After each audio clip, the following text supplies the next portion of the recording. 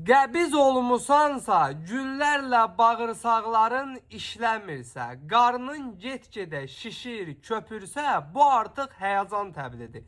Çünki bağırsaqlar işləmədiyi müddətcə toksin maddələri özündə yığır və sizi zəhərləyir, çürümə verir, köp verir. Bu cür hallarda bir dəfəlik dərmanlardan, qarnatıcılardan istifadə etməyin. Bunlar çıxış yolu deyil. Bəs necə eləyək? Həm qəbizliyimizi açaq, həm qəbizliyimizi müalicə eləyək. Ekrandakı ürəyi qızardın, ətraflı izah eləyim.